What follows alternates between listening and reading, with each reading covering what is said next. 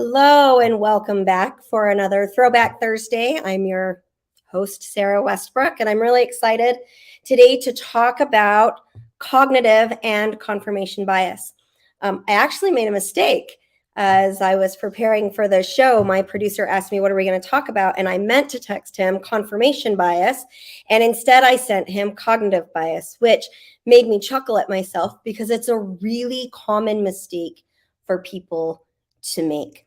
So our intent today is to help y'all understand the difference between cognitive and confirmation bias, and then to identify when you are struggling with it, when it's, everybody does it.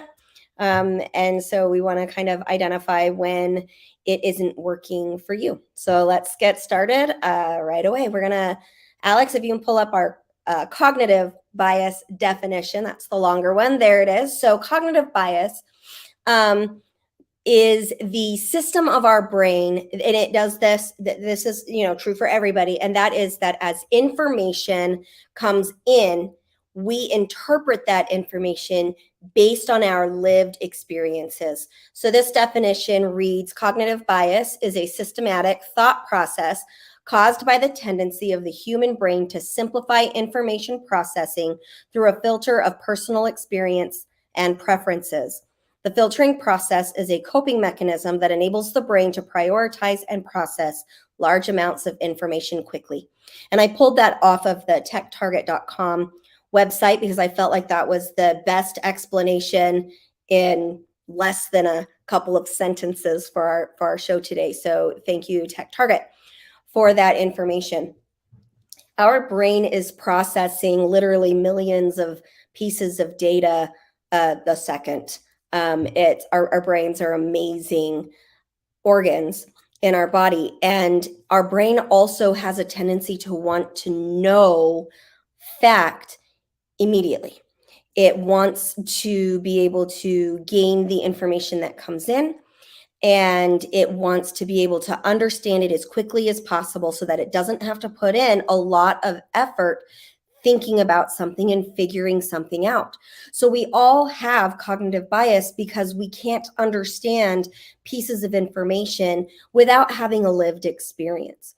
One of the areas that we see this kind of coming up in politics and in religion and within our world today is things like with racism, for example. I, Sarah Westbrook, cannot understand the lived experience of a Black woman or a Black male because I am not Black. And so as I interpret racism and what that means for my Black brothers and sisters here in this world, I'm limited in that experiential expertise. This is one of the reasons why Mason and I do the Unpacking Mormonism and Other Religious Trauma with our examples coming from Mormonism. It's because that is our experiential expertise. And so our experiences within Mormonism are going to be very similar to others who have experienced that Mormon lens on a consistent basis. That doesn't mean that the way I process information is always going to have a Mormon lens on it, but my Mormon lens absolutely strongly influences how I understand differing pieces of data. So for example, one of the things that I felt from the time I was very young, that my role as a woman was to be a stay-at-home mom. And so for a long time, I experienced cognitive bias when I would hear of a close family member or friend that had decided, that was female, that decided to work outside of the home. I would have had some cognitive bias judgments in the sense of what's going on. That's not the best place for her to be. And so you can see on this that cognitive bias can influence really rash or negative judgments because our experiential opportunities are going to always be somewhat limited just because we can't experience everything in this world. But it's also a really good thing. This demonstrates why people who have more lived experiences generally are more nuanced in the way that they think or interpret or judge certain pieces of data. This is why there's the quote that travel is deadly to prejudice is because as you experience and see different cultures and ethnicities and you see how they work and interface with the world, we become less prejudiced because we've gained more understanding. Cognitive bias is our brains, as this says, a coping mechanism in order for us to take on all of that data that's constantly coming in and still survive. We get really overstimulated when we have so much information come in that our brain isn't able to process it, and we might see some what we would call then sensory overload.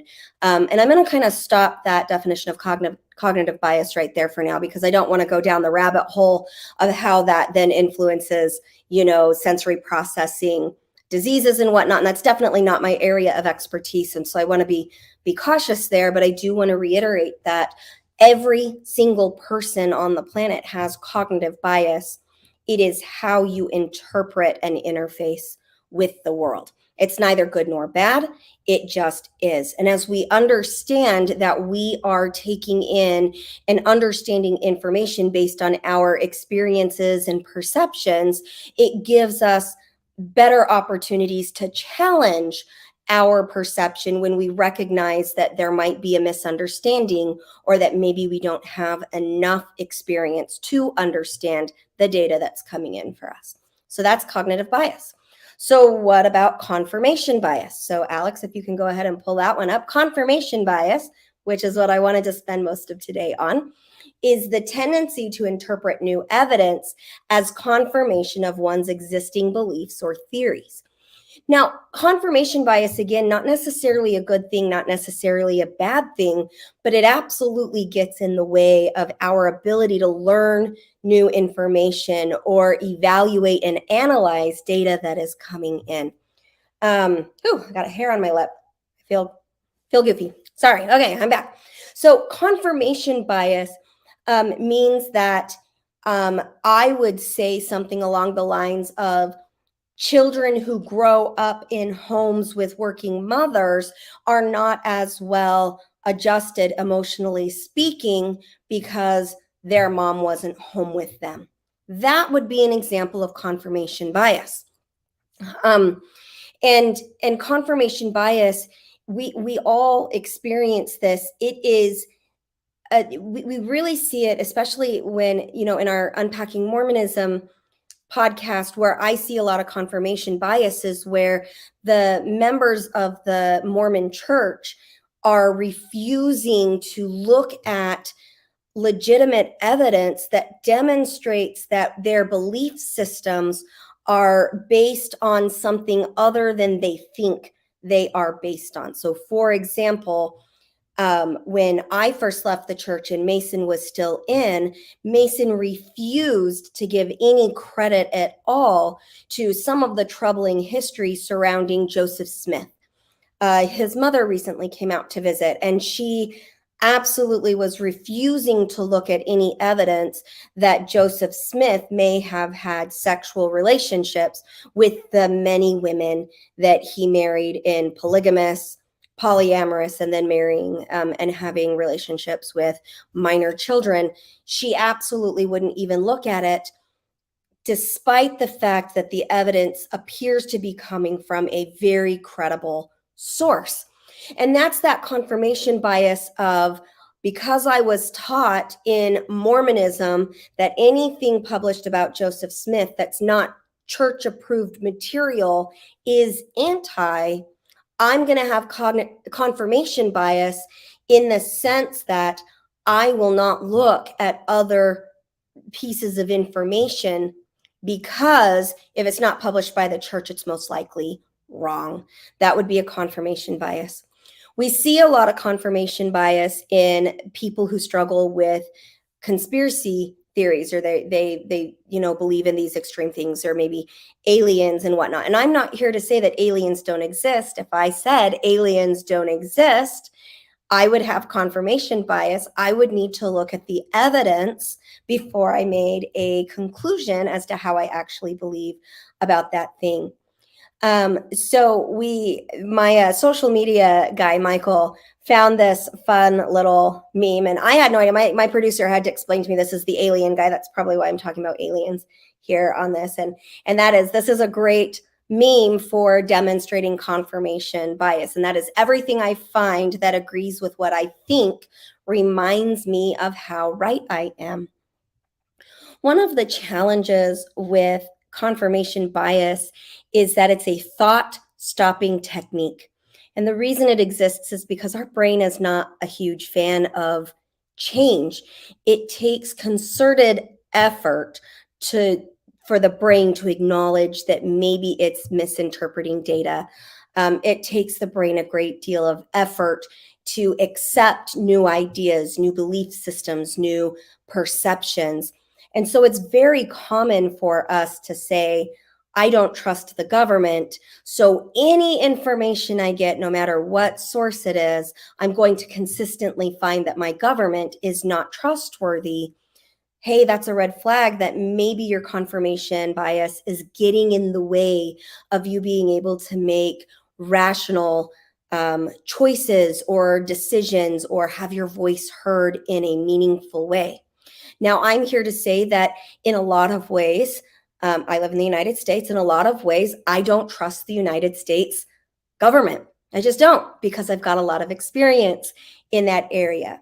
But I also have a lot of experience in areas where I can trust the United States government. And that's, that's a well-balanced thing. And so really what we're looking for is how can we balance out our opinions, our choices, our decisions, our perceptions based on the data that is available to us. It's not an easy thing to do. So again, I'll use my example of trusting the government. When I was very young, I used to think that if we called Child Protective Services, that the case would go 100% in the best interest of the child always, because that's what that agency is there to do. And obviously, I was very naive. I didn't learn about my naivety until I had cognitive bias kick in. And my cognitive bias, I had experience being a foster parent in, oh goodness, not King County, it was Pierce County, Washington. So Washington State, Pierce County, my husband and I were foster parents. And we got to experience firsthand how that system consistently failed the best interest of the child, or at least what we felt was in the best interest of the child. And that best interest wasn't that we would get to keep the child forever. Rather, it was about, why are we returning children to abusive homes when they're thriving someplace else? And so with our friends and our colleagues and people that we fostered with, we had new experiential data to demonstrate, hey, we don't have as much trust in this system. Now, having said that, my family has also I think we've got 2 or 3 times where, due to things that just happened, Child Protective Services had to come in and do an investigation on us, on our family. And of course, that was incredibly nerve-wracking. And so we talked to our kiddos and we were like, look, just answer the questions, just be honest, we'll all be fine. And gratefully, our experience on being investigated ended up being very positive. And in one case, all 3 times it came back unfounded. There was nothing going on in our home that needed to be addressed or have our kiddos removed or anything like that. It's just it's one of the perks of raising special needs children who do and say weird things in public. But on one of those occasions, our caseworker gave us an amazing resource. She referred us to an amazing resource to help parents who had children with schizophrenia. And so that was a vital resource. And so in those areas, again, I went from my experiential, so cognitive bias, my experience of being really young and thinking that they were just perfect and they would always make the best decision, to watching it as the role of a foster parent and being just disgusted with them. And then to my role of being an investigated person within that system and having that come out in a way that I felt was very positive, changed my experiential expertise. Now, if I'm struggling with not cognitive, confirmation bias, I would have said something along the lines of, they investigated me, they should never have done that, they're a horrible agency.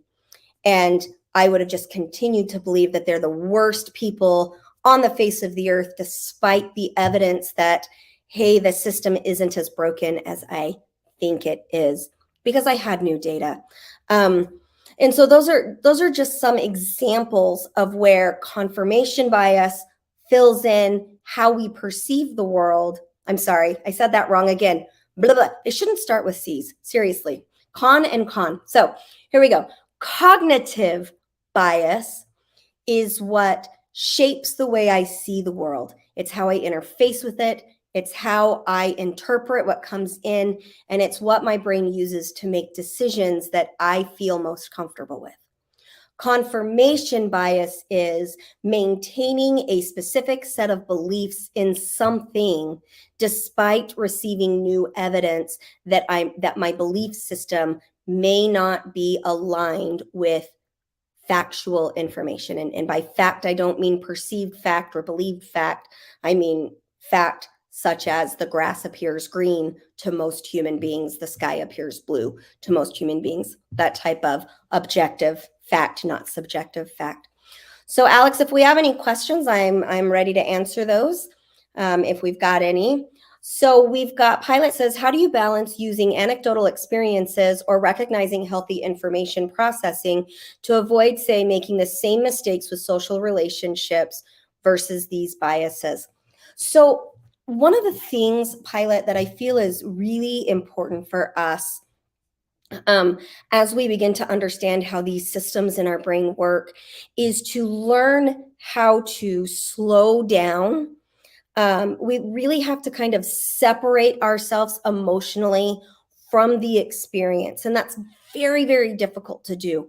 And then as we separate the way we feel about something and we look at the data and we challenge it with reality-based questions. And so I like, a good resource would be to look up Socratic questioning. Socratic questioning is a technique I use here in my clinic to help poke holes in somebody's reality when it doesn't seem to be based in objective reality. I will use these questions to kind of challenge the way that the brain thinks in order for that individual to get better at analyzing the data and shifting the way that they behave because of it. When it comes to working with other people, the challenge is that, so for example, my mother-in-law is not in a place where she has any desire to look at Joseph Smith differently than the way that he has been painted in the true believing Mormon lens. Mormons almost worship Joseph Smith, and they would get really mad at me saying, hey, they worship Joseph Smith. But it took being on the outside to recognize just how true that is. But they look at him as almost infallible. They look at him, and the only reason, like when I was little, he was infallible. Now he's almost infallible because some of this data that we have coming in that makes us kind of question his character a little bit is becoming more well-known. Thank you, internet. But because my mother-in-law is not in the brain space where she has any desire to challenge her currently held beliefs, the more I push at her to do that, the more she's going to dig in her heels and resist. And I know that a lot of times we hear that as being the backfire effect, but that's true for anybody. If I have somebody coming at me trying to force me to change, my amygdala is going to push back against that because change is scary. Change opens me up to threats. And I don't want to be threatened, and therefore I put up my defense mechanisms and I'm not open to heal. So Alex, go ahead and put that next question up as I finish this thought. So one of the things that's going to happen in that defense mechanism, if I recognize in myself, hey, somebody's presenting data to me that's new and I'm getting protective and defensive, I might need to take a little bit of a break and walk away and calm myself down and come back to it when I'm ready to do so without that intense emotional reaction, so that I can analyze that information differently. So great question, Pilot. Thank you so much. Amanda asks, as a person who firmly believes that all people belong and have a God-given right to love, inclusion, and appreciation, how can I best respond when occasionally confronted with folks who are buying into a more narrow vision? You know, Amanda, I absolutely love that. And I'm going to answer that with something that Brene Brown taught. And I don't remember which presentation it was that she taught it in. I think it was in her Power of Vulnerability presentation, which is available on Audible. It's like a little pink square with a little white bird on it, if memory is serving me correctly. But you can't miss it. It's on, you can get it through Amazon, Audible. And it's called The Power of Vulnerability by Brene Brown. I'm pretty certain that's where this is from. But she talked about an experience that she had where she learned from her counselor and then later from her own experience that most people are always striving to do the best that they can. And that if I look at people who I feel might have a more narrow vision, you know, even if I keep picking on my mother-in-law, who I love dearly, please don't take this as I'm judging my mother-in-law, not at all, just using it as an example. I absolutely adore my mother-in-law, even though sometimes these conversations are hard and drive me crazy and cause steam to come out my ears, and I need to take some deep breaths because of that more narrow vision. I have to recognize that she is doing the best she can, and that she is doing what she feels is right and righteous, and that she's not in a space yet to face the fear of what if she is wrong. And that's okay. It is not my job to do that. I accept that everybody walks their own journey, and that they're all doing, for the most part, the best that they know how to do with the skills that they have. I think what gets frustrating is sometimes people's best really seems to fall short of what we hope or expect of them. And that can be very challenging for us. So I don't have any more questions. It has been an absolute pleasure being here today with all of you. Thank you so much for tuning in. As always, call to action. You're very welcome, Amanda. Call to action is please visit us on Instagram, Twitter, or Facebook. We are on all three platforms under Daisy Girl Communications. We would love to see you. We are also unpacking Mormonism and other religious trauma and raising crazy, growing up to show up. But if you have any questions, please feel free to email me. The email is daisygirlcommunications@gmail.com. Absolutely love hearing from our viewers and listeners. Till next time. Bye-bye.